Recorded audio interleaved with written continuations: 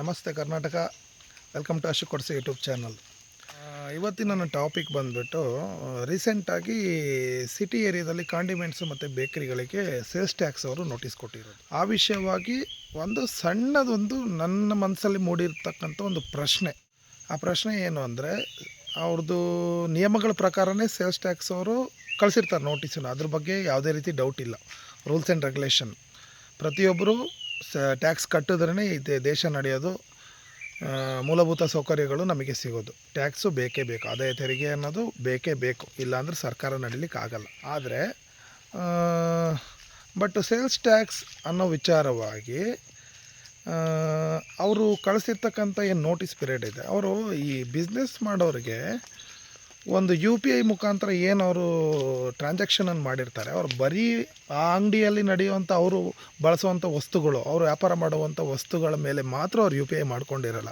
ಅವರಿಗೂ ಸಂಸಾರ, ಕುಟುಂಬ, ಆಸ್ತಿ, ಮನೆ ಪ್ರತಿಯೊಂದು ಇರುತ್ತೆ.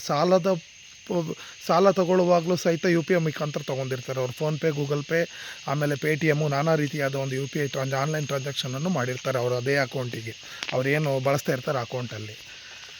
ಆಮೇಲೆ ಅವರ ಮನೆಯ ಆದಾಯನೂ ಸಹಿತ ಅದಕ್ಕೆ ಬಳಸ್ಕೊಂಡಿರ್ತಾರೆ, ಅದಕ್ಕೆ ಹಾಕ್ಕೊಂಡಿರ್ತಾರೆ ಅವರು. ಈ ಕಡೆ ಈಗ ಉದಾಹರಣೆ ಅಂದರೆ, ಈಗ ಭತ್ತದ ಬೆಳೆ ಬೆಳೀತಾರೆ, ಜೋಳದ ಬೆಳೆ ಬೆಳೀತಾರೆ, ಅಡಿಕೆ ಬೆಳೆ ಬೆಳೀತಾರೆ. ಆಸ್ತಿವಂತರು ಯಾರಾದರೂ ಕೃಷಿ ಮಾಡೋರಿದ್ದರೆ ಅವರು ಸಿಟಿಯಲ್ಲಿ ಬಂದು ಜೀವನ ಕಟ್ಕೊಂಡವರು, ಹಳ್ಳಿಯಲ್ಲಿ ಅವ್ರದ್ದು ಜಮೀನಿರುತ್ತೆ. ಪ್ರತಿಯೊಂದನ್ನು ಯೋಚನೆ ಮಾಡಬೇಕಾಗತ್ತೆ. ಆಮೇಲೆ ಈ ಕಾಂಡಿಮೆಂಟ್ಸ್ ಆಗಿರಲಿ, ಬೇಕ್ರಿ ಯಾರೇ ಆಗಿರ್ಬೋದು, ಬೀದಿ ಬದಿ ವ್ಯಾಪಾರಿಗಳು, ಈ ಯು ಪಿ ಐನ ಬಳಸಿಬಿಟ್ಟು ನೀವು ಟ್ರಾನ್ಸಾಕ್ಷನ್ ಮಾಡಿರೋ ದುಡ್ಡಿಗೆ ಒಂದು 50 ಲಕ್ಷ ಆಗಿದೆ, ಒಂದು ವರ್ಷದಲ್ಲಿ 1 ಕೋಟಿ ಆಗಿದೆ, 2 ಕೋಟಿ ಆಗಿದೆ ಅನ್ನೋದ್ರೆ, ಬಟ್ ಅಲ್ಲಿ ಮೊದಲನೇ ನನ್ನ ಪ್ರಶ್ನೆ ಏನು ಅಂದರೆ, ಒಬ್ಬ ವ್ಯಕ್ತಿ 1,000 ರೂಪಾಯಿನ ಇನ್ವೆಸ್ಟ್ ಮಾಡ್ತಾನೆ ಅಂದರೆ, ಪ್ರತಿ ದಿವಸ ಅವನು ಏನೋ ಒಂದು ವ್ಯಾಪಾರ ಮಾಡಲಿಕ್ಕೆ 1,000 ಉದಾಹರಣೆ ಇನ್ವೆಸ್ಟ್ ಮಾಡ್ತಾನೆ ಅಂದರೆ, ಅವನಿಗೆ ಮಿನಿಮಮ್ಮು ಆ ವ್ಯಕ್ತಿಗೆ ಒಂದು 700 ರೂಪಾಯಿ ಅಂತ ಇನ್ವೆಸ್ಟ್ಮೆಂಟ್ ಆಗಿರಲೇಬೇಕು. 300 ರೂಪೀಸ್ ಮಾತ್ರ ಆ ವ್ಯಕ್ತಿಗೆ ಲಾಭಾಂಶ. ಹೋಗಲಿ 40% ಅನ್ಕೊತೀರ, ಓಕೆ, 60 ರೂಪಾಯಿ ಇನ್ವೆಸ್ಟ್ ಮಾಡಬೇಕು, 40 ರೂಪಾಯಿ ಮಾತ್ರ ಲಾಭ. 1,000 ರೂಪಾಯಿಗೆ 600 ರೂಪಾಯಿ ಆತ ಕಳ್ಕೊಂಡ್ರು, 400 ರೂಪಾಯಿ ಮಾತ್ರ ಆತನ ಲಾಭ. ಆ ಲಾಭದಲ್ಲೇ ಆತ ಏನು ಮಾಡಬೇಕು, ಅವನು ತನ್ನ ಸಂಸಾರನೂ ನಡೆಸಬೇಕು.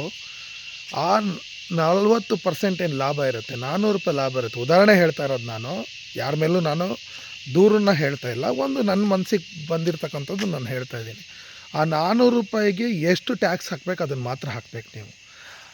ಈಗ ಯಾಕಂದರೆ ತುಂಬ ನಾನು ಯೂಟ್ಯೂಬಲ್ಲಾಗಿರ್ಬೋದು, ಟಿ ವಿಯಲ್ಲಾಗಲಿ ನೋಡ್ತಾ ಇರ್ತೀನಿ. ನಾನು ನೋಡ್ತಾ ಇರೋ ಪ್ರಕಾರ ಏನು ಹೇಳ್ತಿದ್ದಾರೆ ಅಂದರೆ, ನಮ್ಮದು 1 ಕೋಟಿ ಬಿಸ್ನೆಸ್ ಆಗಿದೆ, 1 ಕೋಟಿಗೆ ಪೂರ್ತಿ ಅವ್ರು ಇದು ಹಾಕಿದ್ದಾರೆ. ಆ ವ್ಯಕ್ತಿ ಇನ್ವೆಸ್ಟ್ ಮಾಡಿರೋದಿಲ್ಲ ಹೋಯ್ತು.